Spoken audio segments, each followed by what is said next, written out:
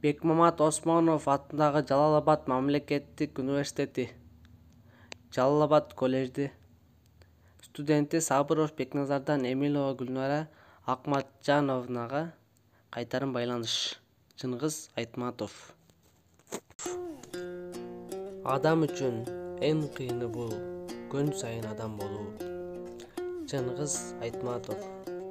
Чыңгыз Төрөкулович Айтматов Талас облусуна караштуу Кара Буура районундагы Шекер айылында 1928 жылы 12 декабрда туулган. Кыргыз элинин залкары, дүйнө эли таанып чыгармаларын сүйүп окуган Чыңгыз Айтматовдун туулган күнү жазуучунун чыгармаларын өз жери үчүн жасаган эмгектери элдин эсинде түбөлүк сакталат. Кыргыз деген сөз менен Чыңгыз деген ысым бир бүтүндүккө айланды. Алдын ала заманды көрө билген жазуучунун айткан учкул кептеринин айрымдарын эсиңизге салабыз.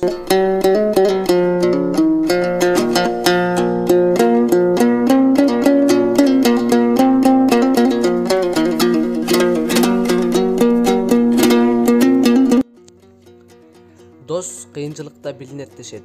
Менимче, бактылуу кезинде да билинет.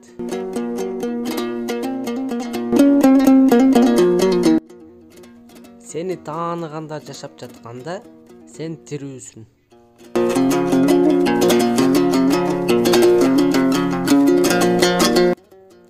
Сүйүүдөн аалам жаралган. Сүйүүнүн өзү түбөлүк.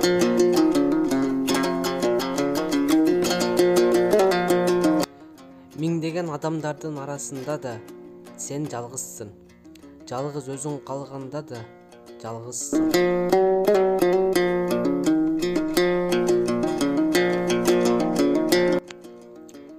Тил улуттун кубанса кубанычы, кайгырса кайгысы жана акыл эси тилсиз улут болбойт.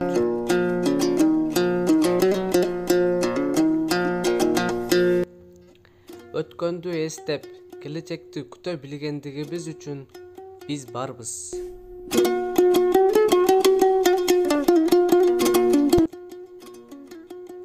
Биз дүйнөнү өзгөрттүк, дүйнө бизди өзгөрттү.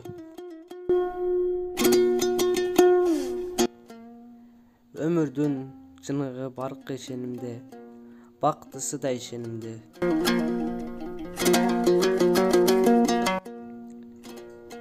Эң ириде өзүңдүн киндик кан тамган жериң тууралуу ойлонгондо, жалпы дүйнө тууралуу акыл калжайсың.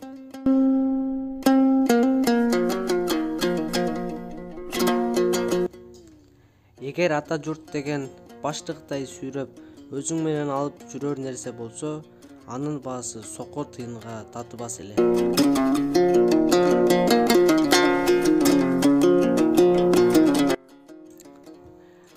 Улуу жазуучу Чыңгыз Төрөкулович Айтматов 2008 жылдын 10 июнунда 80 жаш кураганда катуу оорудан кийин дүйнөдөн кайткан. Мен бул Чыңгыз Айтматовдун өмүрү, чыгармачылыгы жана айткан учкул кептери жөнүндө өзүмө керектүү маалымат ала алдым.